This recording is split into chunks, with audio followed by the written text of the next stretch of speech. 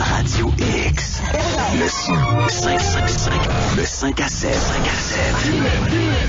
Le 5 à 7. Avec DH et Martine. Radio X.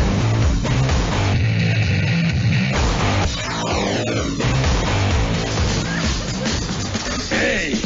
Ils l'ont-tu l'affaire, les Américains? Moi, je vais en Floride, si c'est là qu'il m'a tombé. Qui est Amir Kadir? Qu'est-ce qui va arriver au Canadian Tire? On ne peut pas continuer comme on l'a fait depuis trop longtemps. Ils l'ont-tu l'affaire, les Américains? Moi, je vais en Floride, si c'est là qu'il m'a tombé. Yes! C'est notre habitude le vendredi. On finit la semaine en beauté avec un Québécois ou une Québécoise qui est allé à l'extérieur. Mais là, on devance cette semaine, Martine. Oui. Il y a une raison, faut pas. On a de la visite demain en studio, puis on manquait de temps pour tout faire. Bon, ben c'est ce soir que ça va se passer. C'est toi, d'ailleurs, qui va la présenter. Je veux juste dire merci. Oui. C'est en collaboration avec les gens du site Internet Quitter le Québec, quitterlequebec.com. D'ailleurs, toutes nos entrevues sont là. Et à chaque semaine, en plus, les gens mettent des photos. Alors, c'est vraiment... vous écoutez, puis après ça, vous allez voir sur le site Internet. Vous pouvez réécouter. Alors, c'est merci à Julie Lesage, qui est au Texas. Yannick l'Italien. Et qui est à... Hein? Hong Kong. Hong Kong, c'est ça. Il est pas au Japon, il est à Hong Kong. C'est ça, il est pas en Chine. Ben oui, mais c'est où, là, Hong Kong, tu penses? C'est en Chine pas mal, là. Oui, mais c'est... C'est une île à part, mais c'est en Chine. Ça fait partie de la République... Je le sais, mais moi, souvent, je confondais avec le Japon. Avec le Japon, c'est ça. Hey, merci à vous deux, Yannick. Je te l'avais texté à un moment donné. By the way, Hong Kong, c'est en Chine. On s'en va dans une place que j'adore. Oui, parce que... Je suis allée là, moi, souvent. Il y a des faits, puis il y a un fait avec qui on va jaser, avec celle que tu vas nous présenter. Ça a l'air qu'ils connaissent pas ça, des orages. Oui. Alors, je te laisse me la présenter. Alors, on va rejoindre Sylvie Brouillette qui habite en Norvège depuis maintenant 10 ans. Salut Sylvie! Salut, ça va? Ben oui, ça va bien, chanceuse. Oui, chanceuse. Oui, les Norvégiens, parce que toi, tu as marié un Norvégien, c'est ça? Et voilà. Ah! Un gars déniché sur Internet, là. Pour vrai? Ben oui, dans le temps que c'était pas dangereux, là. Mais là, t'étais au Québec, t'écrivais à ce gars-là qui était en Norvège. J'allais sur des sites de discussion, j'osais à toutes sortes de gens un peu partout sur la planète. Je trouvais ça intéressant de pouvoir parler à des gens autres que des Québécois, là. Et puis, ben là, il y a cet individu-là qui se manifestait, puis c'était le fun.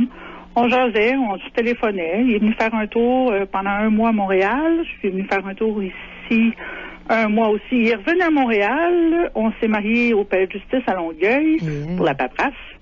Et puis, ben, c'est ça, je suis revenue ici. Et j'y suis restée. Oui, parce que, honnêtement, là, j'ai été longtemps sur le circuit international en biathlon, puis ça, c'est un sport très connu dans ton pays, là. Ils ont une belle mentalité, les Norvégiens. Tu sais, je veux dire, de tout ce que j'ai pu visiter, les Norvégiens, je trouve qu'ils nous ressemblaient le plus. Il y avait une belle mentalité, c'est familial. Oui, je suis pas dépaysée du tout. Non. Le seul obstacle, c'est la langue. Oui. Autrement, le reste, là, aucun problème. Puis là, toi, la langue, est-ce que tu la maîtrises maintenant, 10 ans plus tard? 10 ans plus tard, c'est parce que ça prend des gens avec qui jaser. Puis où je demeure, c'est pas facile à rencontrer. Je peux prendre des grandes marches de 2 heures et jamais voir un chat dehors. Ah, alors, fait que tu te sens isolé un peu aussi? Ben, c'est ça. Puis, on a pris l'habitude, moi et mon chum, de toujours se parler en anglais. Puis, on n'a jamais vraiment fait le switch en bon français. Et puis, là, maintenant, on a 2 enfants. Alors, je parle toujours en français aux enfants. Puis, lui, il parle toujours norvégien aux enfants. Mais entre nous, c'est toujours anglais. Alors, il y a toujours 3 langues dans la maison, constamment. Ah, c'est bon. Puis, les enfants se promènent d'une langue à l'autre sans aucun problème, là. Ben, l'anglais, pas tout à fait, mais enfin, ça viendra bien un jour. Hey, s'il y a de quoi, moi, qui me stresserait d'aller vivre en Norvège, c'est de perdre le soleil. J'ai l'impression que, parce que vous êtes encore plus au nord que nous ici au Québec, en ce moment, vous devez... Ben, écoute, oui, on est à 350 km au nord du cercle polaire. Fait que c'est à peu près à 1h30 d'avion d'Oslo.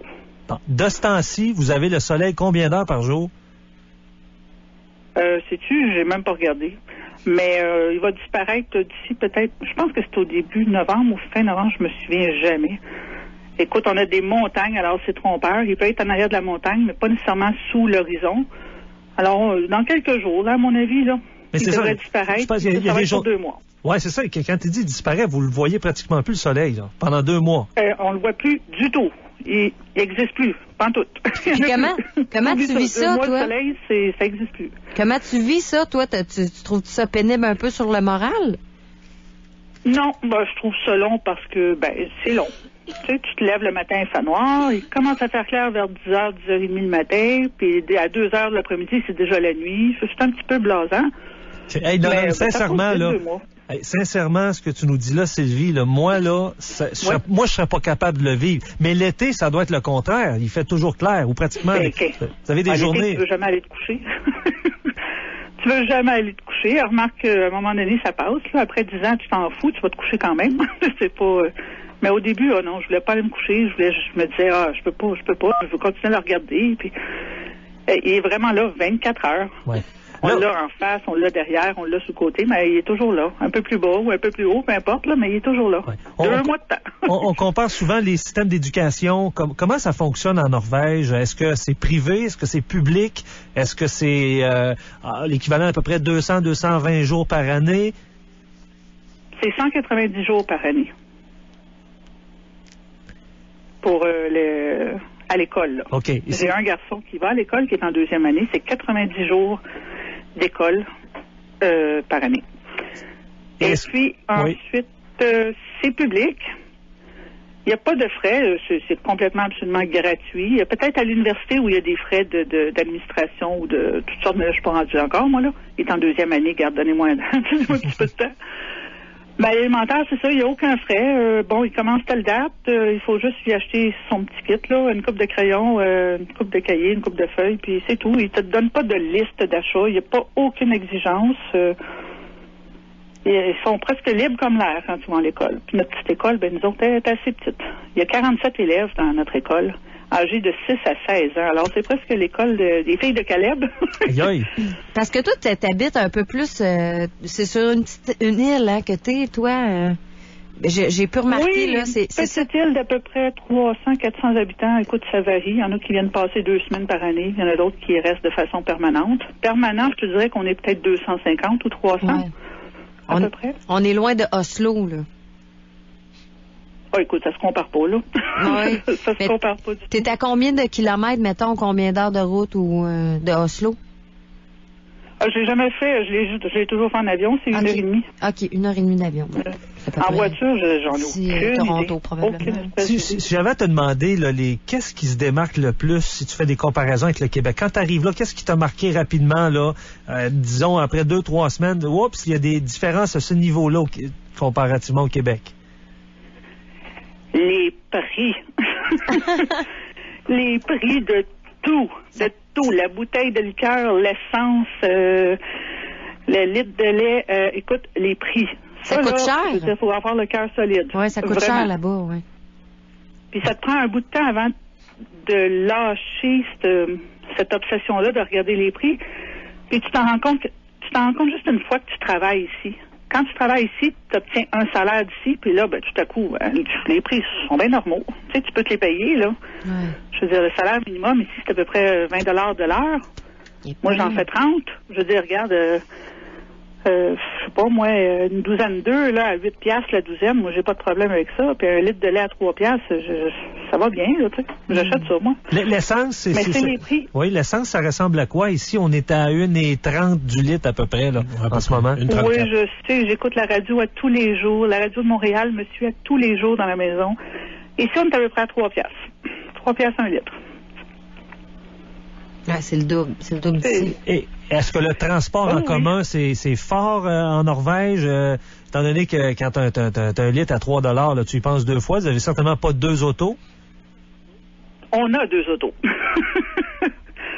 Les gens ne pensent pas à ça, n'en parlent pas. Écoute, les sujets de conversation ici, on parle surtout pas de l'essence, ça parle pas de la météo, ça parle pas de la loterie.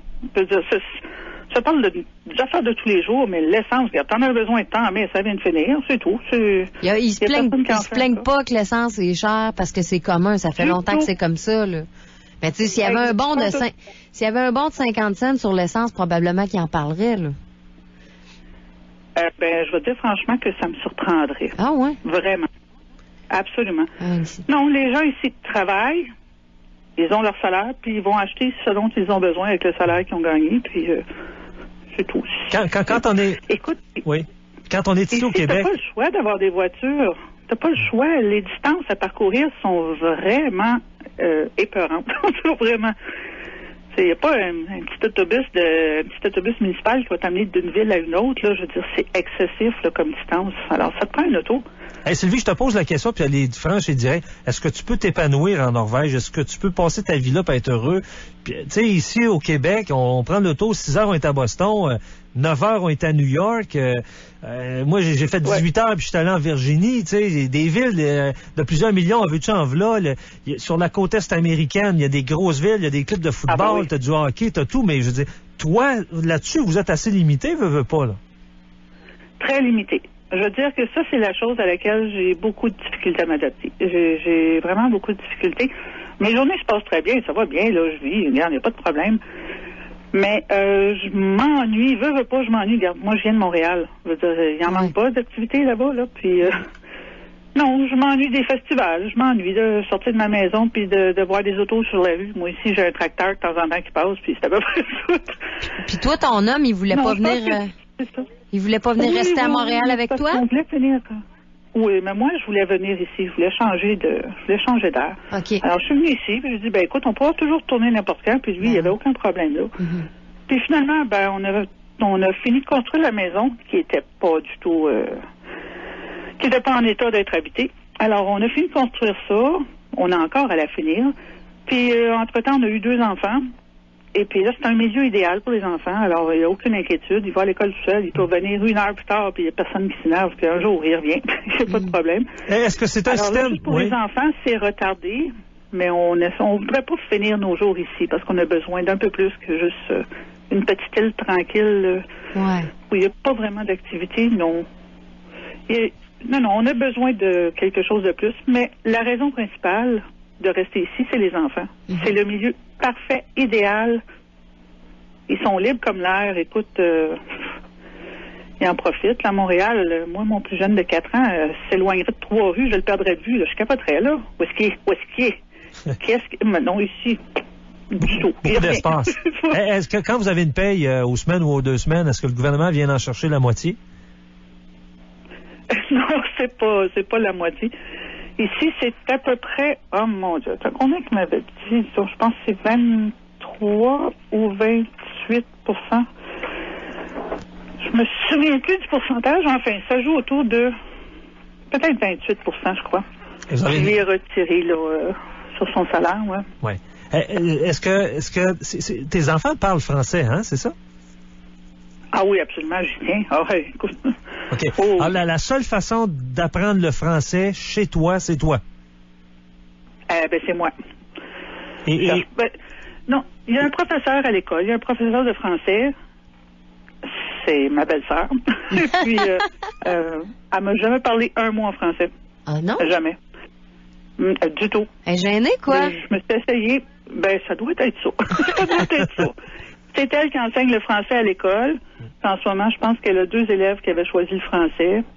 J'ai pas passé de commentaires. L'école sait très bien que j'étais absolument willing. Oui. Hein, on va rester dans le français.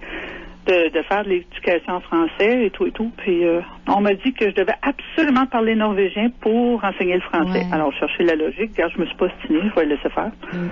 Mais mes enfants l'apprennent avec moi, oui. J'en ai une petite dernière au niveau du sport. Tu sais qu'au Québec, c'est très fort, le hockey. Je sais que c'est un pays nordique. Il y a beaucoup. Est-ce que c'est vraiment le sport national aussi, le hockey? Ah, ici?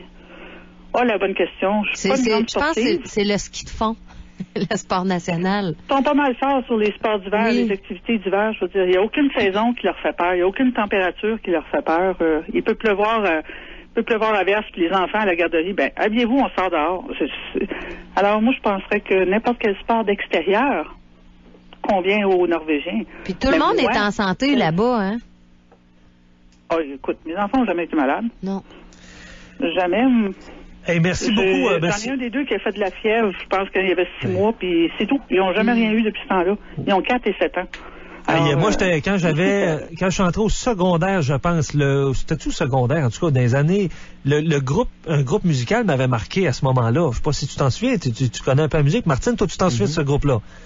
C'est le groupe AA. Ben oui. Hein, c'est ça? Ben oui. Ah. Take on oui. Me. Take on Me. Ben oui. Est-ce que c'est un groupe qui je sais pas, c'est une légende là-bas en Norvège ou... Ah, ils doivent plus rouler là-bas. Ben, ils roulent plus, mais... Qu'est-ce que tu entends par une légende? Là, Ben, c'est un groupe qui a marqué pareil le pays là, dans les années 80. Ben, absolument. Ben oui, hein? Oh, ils en sont fiers, mais je veux dire, les gens en parlent. Ça jase pas. Ils savent que c'est un groupe qui vient de là, mais ça, c'était à une certaine époque, à une C'est époque où terminé j'étais maintenant. pas en Norvège. Hey, merci beaucoup à toi, Sylvie. Mais, non. Merci beaucoup Ben, à ça toi. m'a fait plaisir de vous parler. Puis, tu reverras le soleil dans 2 mois. Oh, ça s'en vient. Salut, bye-bye. Salut, là. Bye-bye. Hey, ça, là, on va à la pause, hein. Mais ça, là, moi, c'est impossible que j'aille rester un jour en Norvège si tu me dis que tu perds le soleil pendant 2 mois. Je le perds, Mais là, tu sais quoi, 2 minutes par jour depuis 2-3 mois, puis j'ai en train d'en virer fou. Je suis allée en camp d'entraînement, c'était en Scandinavie, en Suède. Puis on était là 2 semaines. Puis je me suis rendu compte qu'il n'y avait pas de soleil quand on est parti. Je dis, hey, c'est vrai, ça fait 2 semaines qu'on n'a pas vu le soleil, mais tu sais, il fait clair. Il fait pas mais noir. tu vois pas le soleil. Non. C'est comme si c'était tout le temps nuageux, là. Ouais. C'est fait clair, le jour où c'est nuageux, tu vois pas le soleil. C'est ça. Mais il faisait pas noir comme nos soirées de même, là. Mais tu sais, c'est peut-être différent quand c'est 2 mois de noirceur, mais moi, on l'avait pas vu. Je te dis, là, moi, sur mon moral, je ferais ça une semaine, là, sans voir le soleil, puis je pense mais que... peut-être que oui, il passe 2 mois dans la noirceur comme ça, puis c'est pas pour rien que dans les places comme, je sais pas, moi, le Groenland, là, il y a des suicides à profusion, là. Les gens ils ont le moral à terre. Hey, la clarté à 10 heures, puis se couche à 2 heures l'après-midi. Ouais. Imaginez. OK. C'est une dernière pause, là? Oui, hein? Ou avant-dernière? Avant-dernière. Ouais. Le son 555. Le 5 à 7. 5 à 7. Radio X. Le retour de Radio X. Radio X. Mon chum regarde une vieille game Vancouver-Chicago. Je suis nue devant lui, je danse, je chante, je me frotte, rien à faire. Il ne me regarde même pas. Le match est trop bon. Fait que c'était pour insulter Jérôme. Mais c'était pas vrai, là, ce que t'as fait. C'est quoi le bout qui est pas vrai là-dedans? Je me frotte. Le retour de Monsieur Gall, lundi au vendredi, 14h30, Radio X. Le retour de Radio X, une présentation de Construction Urbi. Un condo de 1300 pieds carrés à Beauport pour seulement 179 900 $. Wow! Faites vite, visitez leconstructionurbi.com. Hey, en fin de semaine, promotion rabais liquide. Seulement 3 jours, vendredi, samedi, dimanche. 23, 24 et 25 novembre, ça se passe au Monde des bières. À l'achat de 6 bières à l'unité, 5% de rabais. 12 bières à l'unité, 10% de rabais. 24 bières à l'unité, 15% de rabais. On est très, très généreux. Des ensembles cadeaux de plusieurs microbrasseries ou fait sur demande avec votre choix de bière ou de verre de collection. Le tout selon votre